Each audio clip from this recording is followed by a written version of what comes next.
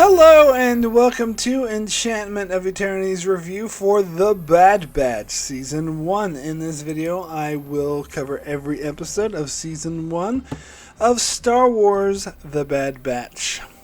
So, this is continuing my coverage of the Star Wars animated shows. As I do one season at a time, cover every episode in the season. I started with the Clone Wars, then I went on to Rebels, and now finally I will be caught up with all the animated shows that aired after covering Season 1 of The Bad Batch. I'm covering this about a couple months before Season 2 is released, although we're maybe not, I don't know, there's still no clarity on when exactly Season 2 is going to be released, but it should be soon, hopefully. Anyway, so I had someone recommend that I watch The Bad Batch right after the Clone Wars, but I was like, nah, I want to watch Rebels first because, go in order, do the Clone Wars first, then the Rebels and the Bad Batch. And I can see why, because Bad Batch kind of continues right off of Season 7 of the Clone Wars, which actually came out after Rebels. But I wasn't going to watch the first six seasons of Clone Wars, then watch Rebels, then watch Season 7 of Clone Wars. That just felt ridiculous to me. So, anywho, this is how I decided to watch it, and I think it was fine. I mean, there were some references to Rebels in this show, so I'm glad I watched it after Rebels, although there were also references to Rebels in Season 7 of Clone Wars, which I watched before Rebels, but whatever. That's fine. Anywho, so I remember when I saw the 4-part episode that started Season 7 of Clone Wars that introduced these characters to Bad Batch, I was not very impressed. I didn't like those episodes very much, particularly did not like these characters very much. It seemed like a silly gimmick, and so I was not that interested in seeing them get their own show, although I did hear people also express the same opinion that they weren't that interesting in the Clone Wars, but assured me that their own show was actually better and more interesting, which I agree. But overall, my impression of Season 1 of The Bad Batch is it's very kind of, I wouldn't say down the middle, because it's not quite down the middle, because down the middle is like between good and bad, where it's squarely good. Like, I don't think that there's no terrible episodes this season, but there's no great ones either. They're all like meh to pretty good, like all in that range of either okay or pretty good. So, but nothing sucks, but nothing is like outstanding and whatnot, which is kind of like what, if I compare this to, because I was comparing it to other seasons of like Season 3 or 4 of Rebels, or Season 6 and 7 of the Clone Wars, it was really lacking. It's like, well, this isn't nearly as good, I'm not nearly as interested, but to be fair, this is Season 1. So if I compared this to Season 1 of Clone Wars, it's actually way better. I thought Season 1 of Clone Wars was really dull and boring. And if I compare it to Season 1 of Rebels, it's slightly better. So if I look at it that way, then it actually stacks up quite well. So hopefully the seasons will continue to improve in the same way that Clone Wars and Rebels did.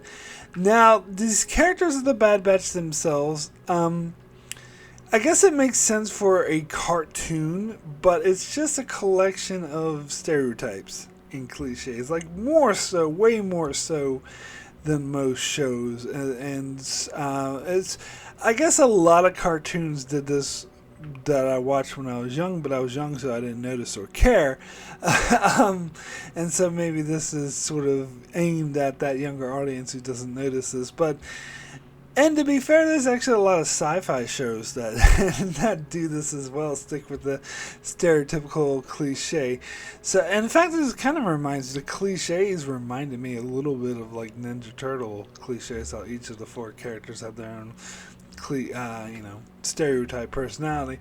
Anywho, kind of like the Powerpuff Girls too. But anyway, because here you got the leader, you have the big, strong guy who just wants to destroy stuff.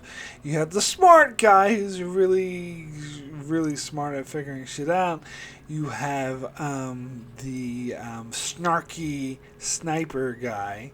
So you could go with either one of those cliches. And you have the kid that kind of joins them and is like looking after them, wants to be cool like them. Now, the one I think that kind of stands out is the character of Echo, but that's because he was actually a handover from Clone Wars. He appeared in earlier episodes of Clone Wars and came back from the dead or whatnot, became this half robot thing, so he's probably the more unique character. But that being said, he was also one of the most boring characters in the season that didn't really do much. So, They relied more on the cliches, and in fact the cliches were a bit more interesting. Now, as I said, in Clone Wars Season 7, I didn't care for them at all because of that, because they were just these ordinary cliches that, oh, this is the big guy, there's a smart... They even call a smart guy Tech, which is a bit on the fucking nose. And they call the sniper Crosshair. I mean... but anyway... So yeah, it's not leaking originality, but the show actually turned out more interesting because it specifically follows a part of Star Wars lore that we hadn't seen much, which is directly after the events of Revenge of the Sith and Order 66. In fact, the first episode takes place during the end of Revenge of the Sith. It was the Order 66, and then it goes directly after, which most material like Rebels, for example, or oh god, what's that other one? Well, even Solo is well after Order 66, and Rebels, of course, is a lot closer to A New Hope. So we never really got this time period that was like immediately after the Clone Wars ended, and so it is interesting to see that time period.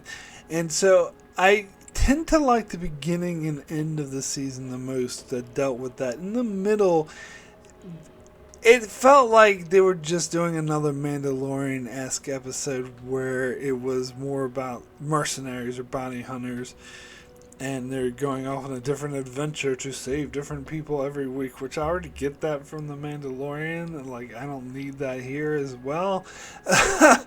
And so those episodes didn't interest me as much either, but as I said, none of it was particularly terrible. And there were a couple episodes of The Mandalorian which I thought were terrible, particularly that one that ripped off Seven Samurai, The Magnificent Seven. Actually, no, there was like multiple episodes of The Mandalorian that did that. So anyway, this show does actually have a step up over them in that regard, but again, it never got really great either, but maybe future seasons will. So anyway, let me go ahead and jump into the episodes. Let me start with episode 1, Aftermath. So this is the one that does deal with Order 66. Now we see the Bad Batch on the planet working together, in peace with the Jedi Master and the Jedi Apprentice named Caleb. And we then see that the Order 66 is given, and right when the Bad Batch is going off with Caleb, and then of course they look back and see that all the other troopers have turned on the Jedi and try to kill them, which is a very, very interesting way to begin the show, because it starts off right off the bat, showcasing that the Bad Batch are unaffected by Order 66, and apparently this is because the inhibitor chip that they received is not fully functional because of their aberrations or abnormality or whatever it was, and so they have no idea what the fuck's going on, and which I think was a very interesting spin on it.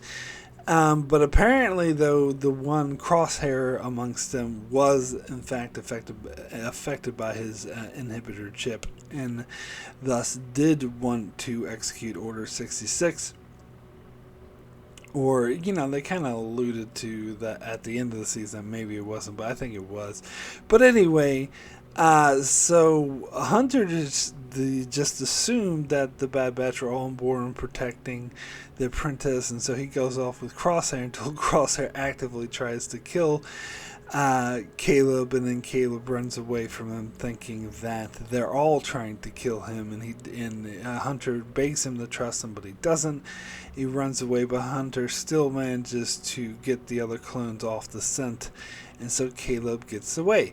Now, when I was watching this, I was like, Caleb, huh? This must be Kanan from Rebels, and sure enough, it is. They might have mentioned it. I know they mentioned his name was Doom, but I didn't catch that in this episode that this was Caleb Doom, who eventually changed his name to Kanan Jarrus.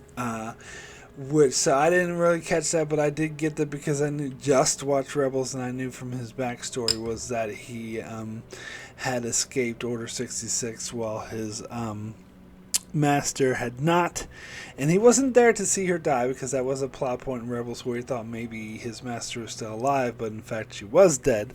So we do know that she died, he just didn't see it happen. Also, we knew from Rebels that he had didn't like clones and had bad feelings towards them, and this explains that this doesn't go against it when the Bad Batch tried to save him, because he didn't realize this and thought that they were trying to kill him. So that all tracks. That little cameo was really interesting, and it's also interesting to get the backstory on how Kanan survived Order 66. So I did appreciate that off the bat.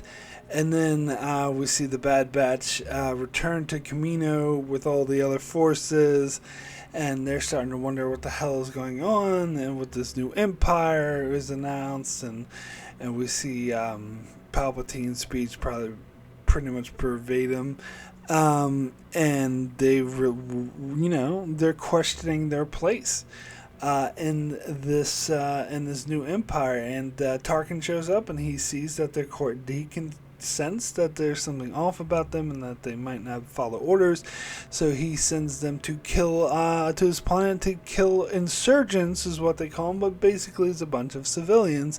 We got our Sal Guerrero cameo here where he's leading a bunch of civilians, and of course the Bad Batch refused to kill the civilians, but Crosshairs really wants to. And so they decide, they return to Camino again, and Tarkin decides to have them killed because they disobeyed orders and they escape. But Crosshairs is totally on board with them, so he decides to go off and hunt them. And so we get our setup, and of course we also get the introduction of the character Omega, the little girl, who it turns out is also a clone. But I think they go back for her in the next episode, if I'm not too mistaken. Or was this episode?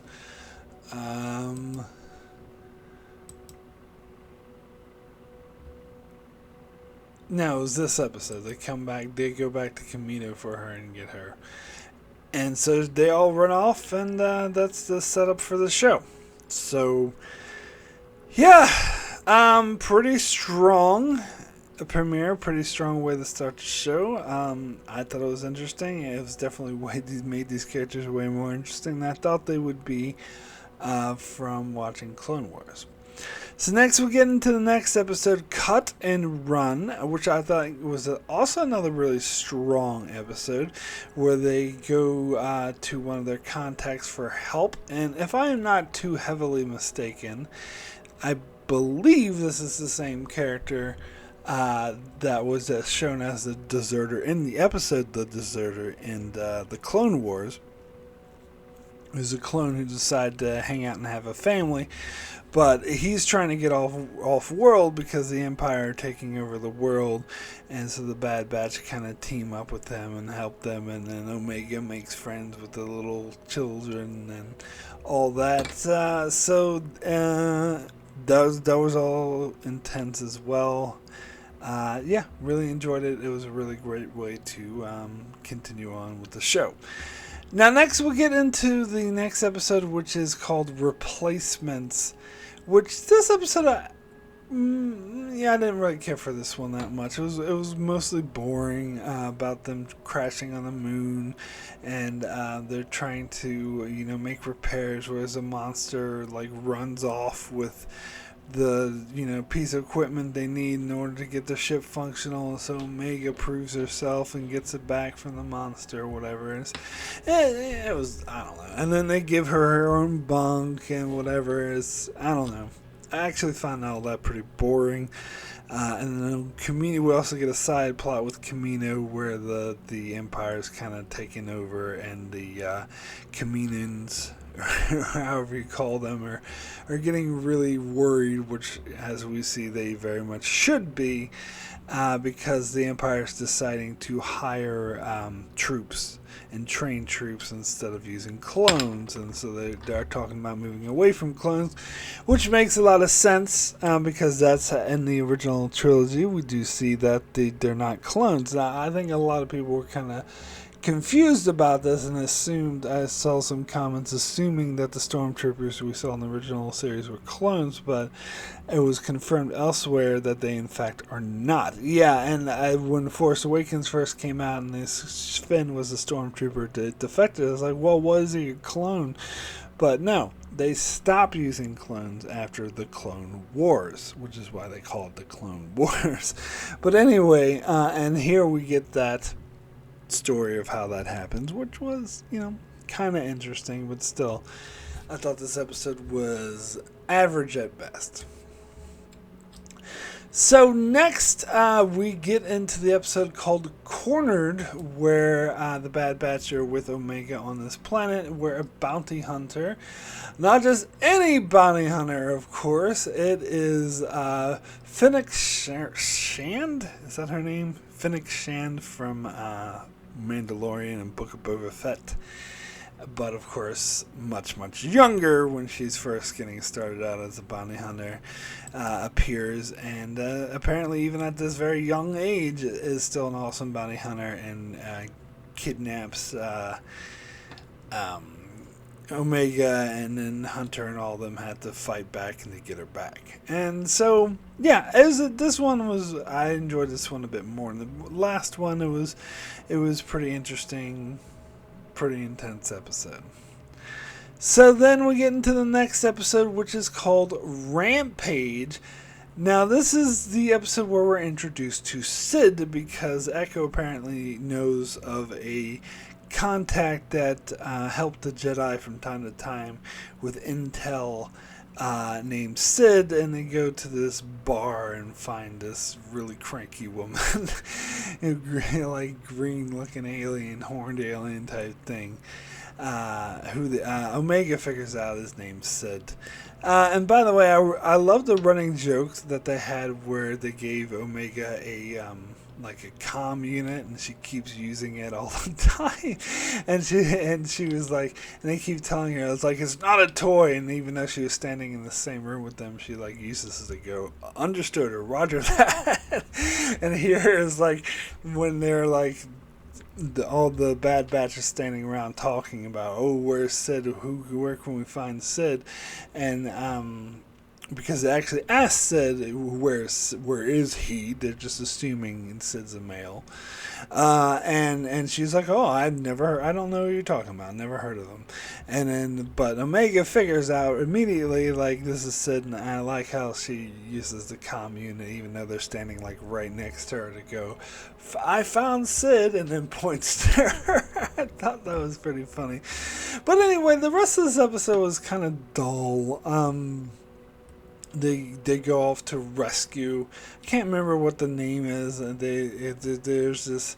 That's what the bounty is for, and they're going to rescue these people who are enslaved, and they assume it's this young kid, but in fact it turns out to be a baby Rancor, which they have to herd. And when they finally bring it back, they ask Sid, they're like, why didn't you tell us it was a Rancor? She's like, I thought you figured that out.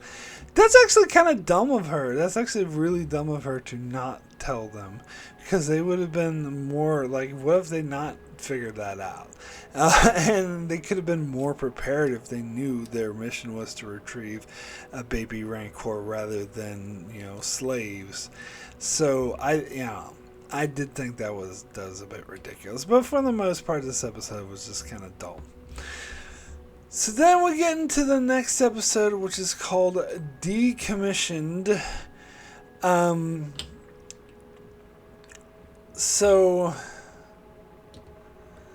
Okay, so this is the episode that they go to this factory to try to retrieve this, the whatever they call it, the battle droid commanders who had all the intel and information, and this is when they encounter was it Trace and Rafa, I believe their names are, from the Clone Wars.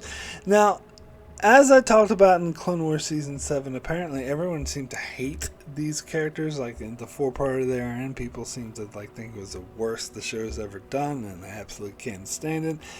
I didn't mind it, only the fact that they dragged the story out way too long. It should have been 2 parts, not 4. But I didn't mind the characters of Trace and Rafa. They're fine, and apparently I've been warned that they appear in the Bad Batch, and everyone freaked out when they appeared in the Bad Batch. But again, I didn't mind them. They're fine. I mean, it's not oh my god, it's them. I was oh yeah, okay, it's them. So what? I don't know. Don't really care. And then there was a hooded figure that they were reporting to, which I was sure was going to be Ahsoka. Because that's who they knew. They were friends with Ahsoka, but it turned out to be Rex, which we'll find out more in the next episode. But this one is they're all fighting over the droid, and because Rafa and Trace kind of try to steal it first, and the Bad Batch try to steal it, and they're both fighting over it, and this alerts the security system. All the droids converge on them, and the stormtroopers converge on them, and so they had to, and they were blaming each other. It was, I don't know, it was a bit silly, but it was, I don't know, a bit frustrating, I think is the word I'm looking for, that they should just help each other. But it ends nicely where the Bad Batch realize that they're doing this for a cause, so they do give the information, even though the battle droid was destroyed, they give the information that they were seeking that would help. What is implied is the beginnings of the rebellion. So that was nice. Yeah, so this episode was fine. So then we get into the next episode, Battle Scars. This is when Rex gets involved with them or meets up with them directly, and tells them about they still have their inhibitor chips in their heads, and saying how dangerous this is. And we see that Wrecker is getting these terrible headaches and migraines. It's implied that it's because his inhibitor chip is coming online, so they have to go rush to this fallen down ship to try to get their inhibitor chips removed in the same way Rex had his removed. And so they go through, these adventures. We have to jump over the holes and all this whatnot. And they finally get there. Right when they're there is when Wrecker's chip actually does, in fact, activate, and he tries to kill everyone. The scene when he was actively trying to kill Omega, and she's like, "I'm your friend." That was heart-wrenching. But, of course, they do get the better of him, and they manage to remove the chips, and then they all remove their chips, so all is well in the world. Now, why they didn't just leave the ship immediately was kind of dumb, but, of course, they mentioned in the next episodes because they want to scavenge the parts for money or whatever, which makes sense, but still. But yeah, so this was a good, decent episode. Now, next episode continues off of this. It's called Reunion. It's where they're trying to scavenge all the parts of the ship, but Crosshair figures out that they're there, and so he leads a team to try to kill them, and they try to escape, and they don't manage really to get any of the parts that they wanted. They barely managed to make it out alive. And it was okay. It was alright, I guess. I like this episode a bit less than the last one, to be honest. It was more of just, Crosshair's trying to kill them, which, okay. But anyway, we'll get into the next episode, which is called Bounty Lost, because the previous episode, I forgot to mention, ended with Omega, in fact, getting captured by Cad Bane. Oh, fucking love it. Of course, Cad Bane has to appear here. They seem to love this character where I didn't like him very much. I mean, he was okay. Don't get me wrong. I didn't hate him as much as I hated Hondo, for example. But he wasn't my favorite. He was like the cowboy cliche, which is probably why they like him. But anywho, so we basically learn that the Caminians are the ones who put the bounty out on Omega and are trying to capture her because apparently she holds the DNA or whatever that they need to create more clones, but they basically intend to kill her in order to do it. And we see that the Camino or Comedian or whatever you call him, the scientist there who is like raised Omega is actually not happy about this. But Prime Minister is like, oh, blah blah, you just shut up and do as I say. And so in the episode, the Comedians are on their way to pay Cad Bane for his services and collect Omega, but then that's when Fennec Shran, whatever her name is, she shows up. Shran is from the Andorian from Enterprise, but whatever. Shane? Whatever her name is. Anyway, Fennec, I'll just call her that.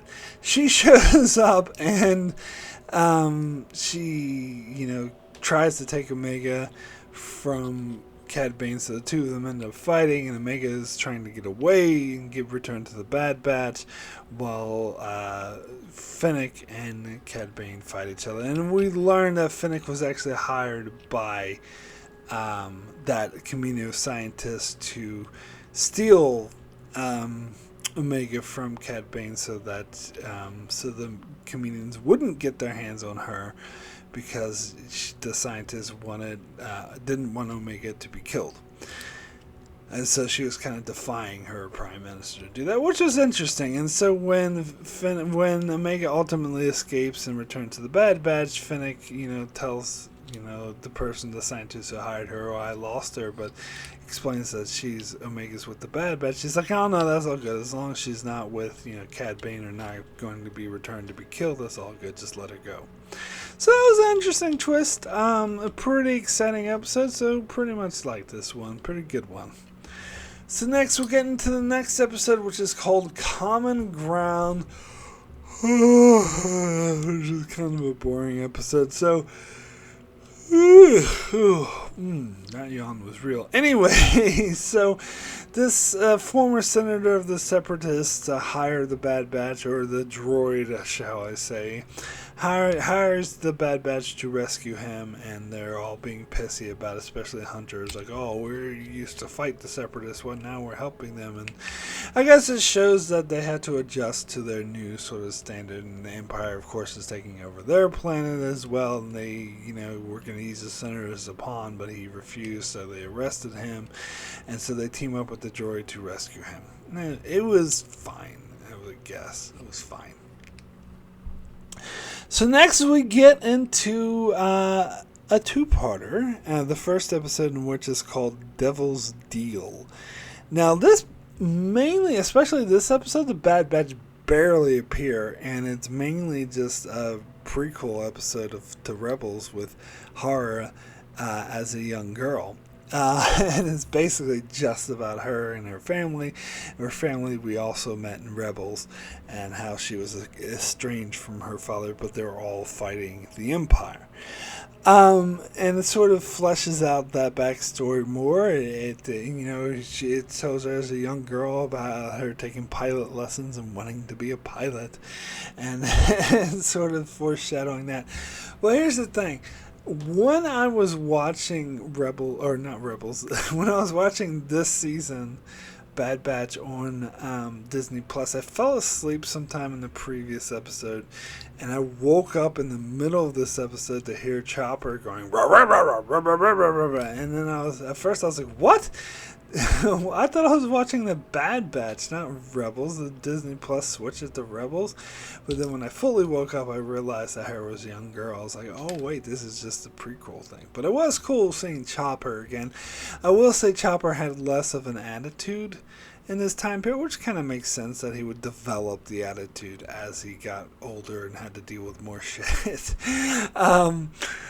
But he wasn't as cool though, without his attitude. But it was still cool seeing them, and it was great seeing Hera's backstory. You know, this episode is basically the first part that dealt with. They did meet briefly with the Bad Batch, and Hera made friends with Omega, which is setting up for the next episode because Hera was with these other people of Ryloth. I don't know what they call them, Rylothians.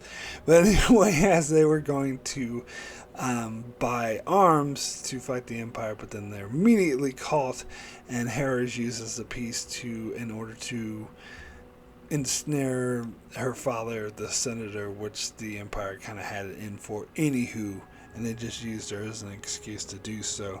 And so at the end, they're all arrested except for Hera, who's on the run. So that leads into the next episode. A rescue on Ryloth with the Bad Batch is actually more involved in this episode because Hera contacts Omega specifically and hires them, the Bad Batch, to rescue her father. And at first, Hunter and the others are very much against this idea. They think it's a suicide mission. There's no way to succeed. Then Hera comes up with this cool little plan to distract the Empire by attacking a munitions plant, I believe, or something, so that Hunter and the others could sneak in and rescue her father. And so it was a pretty intense episode. I loved seeing this backstory of her. I think it really fit, and I love the Rebels connection. Honestly, I know we got a little bit of Kanan in the first episode, but for the most part, this show tend to be more tied into the Clone Wars because that's when it immediately follows from. So I was like, it's a shame it doesn't tie into Rebels very much. But I got these two episodes which are full on tie-in for Rebels, so that satisfied me. Anyway, we'll get into the next episode, which is called Infested. Another meh episode I didn't really care for. This episode the plot is nowhere near as bad, not anywhere near as bad, but the plot is very similar to a Deep Space Nine episode that I absolutely hate. Where features Vic Fontaine, because in that Deep Space Nine episode, if you know anything about Star Trek Deep Space Nine, I fucking hate Vic Fontaine. The holographic, lounge singer, and there's the holographic program had like this other guy take over Vic Fontaine's club and kick him out, and this is gangster who works for bigger gangsters, so they come up with a plan to have him lose the big gangster's money so that the other gangsters will kill him and get rid of them for him so Vic Fontaine can take his bar back. And that's exactly the plot of this episode, with only having Sid instead of Vic Fontaine. Now, granted, not having Vic Fontaine automatically makes this way better than that piece of shit episode, so I didn't hate it nearly as much, but I hate it for reminding me of Vic Fontaine. Anything that reminds me of Vic Fontaine is not a good thing. But and the fact that I was like, hey, this is just the same plot. But then it's kind of even worse because they don't really... they end up, getting the spice that they stole back and giving it back to the gangsters because the gangsters figured out it was them that took it, yet the gangsters still don't do anything to them. They only punish the other dude. And I don't know.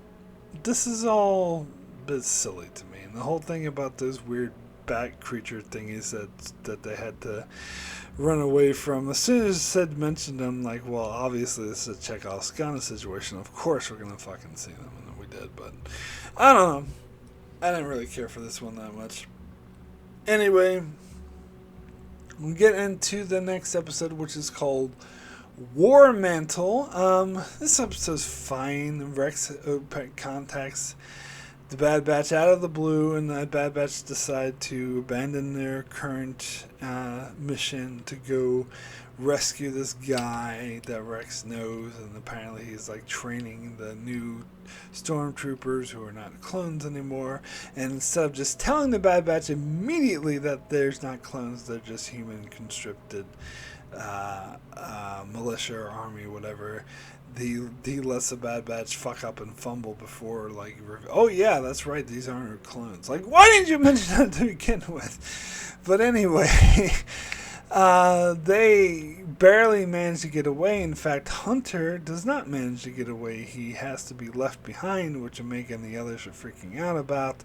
But there was no way to save him, and he is captured. Dun dun dun. Which leads us into the big 2-part finale. So the first one is called Return to Camino, where at this stage they decided to basically kill the Prime Minister of Camino and capture the scientist to use her for do weird scientist things for the Empire. And all of Camino, all the clones have been decommissioned, so it's pretty much empty and being abandoned. But Crosshairs decides to set a trap for the Bad Batch by using Hunter as bait.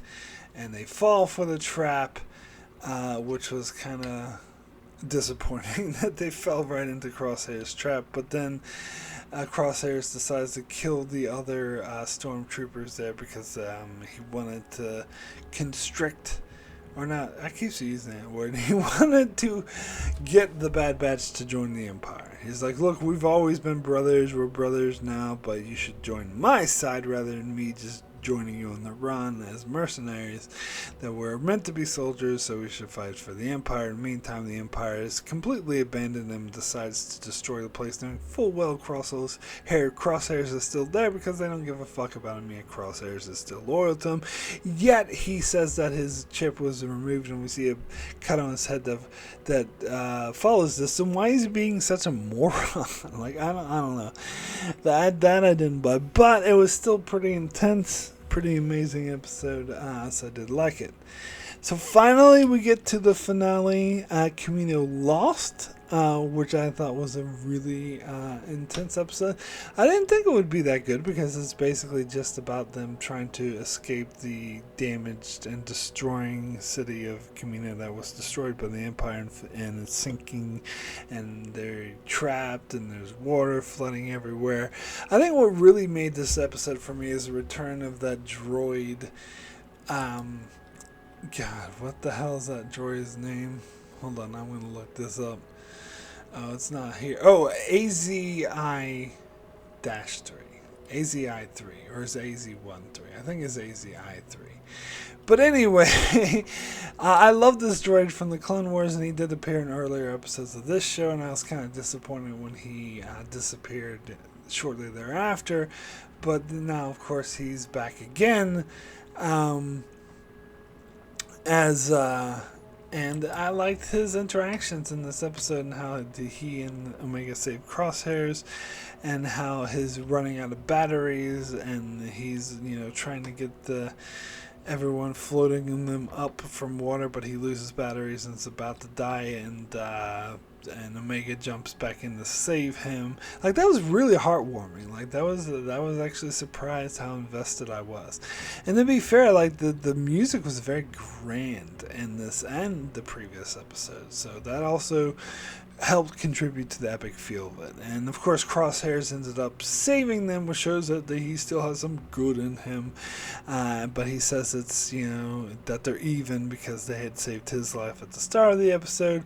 But Crosshairs still refuses to go with the Bad Batch, and Omega's like, you should come with us, and he doesn't.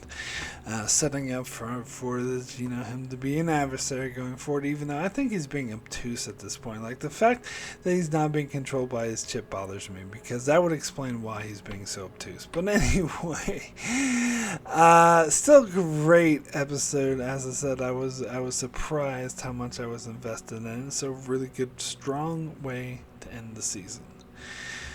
So that is it, my friends, for all the episodes of Star Wars The Bad Batch Season 1. So as always, I'll start by giving my favorite and least favorite episode of each of the season. I'm not going to bother with the list of, well, maybe I'll give a list of some. There was Replacement and Rampage, which were kind of dull, but as for my least favorite episode of Season 1 of Bad Batch, that would be Infested. As I said, it reminded me of Vague Fontaine, which is something you should never do. And the fact that it was kind of, I don't know, how the Pikes let the Bad Batch go with no consequences yet. Cut off the horn of that one dude. I don't know, the whole thing was a bit silly to me and not my cup of tea. So, as for my favorite episode of the season, as I said, there was probably too many runner-ups for me to go through, although I will at least mention Aftermath, the first episode, Devil's Deal and Rescue on Ryloth, which were both great episodes, and the penultimate episode of the season, Return to Camino. But I think I'm going to have to name Camino Lost as my favorite episode of the season. It was only like I said, those runner-ups I named were pretty close runner-ups, actually. I only like this one slightly better, but I do give the slight edge mainly because of the droid. That I really like this droid. And it was actually kind of touching how he almost died saving Omega. So, yeah, so this I think is the best of the season. So as for my rating for Star Wars The Bad Batch Season 1 out of 10, I'm going to give this season a 7. Very good. As I said, it was mostly average. It didn't, it's, above average, but it's mostly very good. As I said, it's pretty good stuff, but never gets into greatness area, nor does it really suck. So yeah, it's pretty good. So that's it for my review of Star Wars The Bad Batch, and so I have finally come to the end of my coverage of the Star Wars animated series. That is, of course, until Season 2 of The Bad Batch comes out, which I will cover, but I have finished covering the backlog of everything else that had been released, and I was actually not just covering it, but watching it for the first time. So now I feel like a more educated Star Wars fan, now having seen all of the animated material that has already been released. So there we go. I got my Star Wars education in and some of these cool, nifty reviews in at the same time. And I am going to put a halt to doing monthly reviews for where I cover an entire season each month, because it's just become too much of a time sink, too much of a hassle. I got too many other things going on with my life. So on my channel, I'm going to focus more on reviews that do not require as much time of me as to watch an entire season in 1 month. So unfortunately, the Star Wars animated shows will not be replaced by a different show. I'm just going to put a pin in that for the meantime. But you can check out my channel as I cover many other shows, many Star Trek shows. At the moment, covering Star Trek Lower Decks, Lord of the Rings of Power, and House of the Dragon, as well as other random videos here and there. So please still do subscribe for all of that. And thanks so much for watching.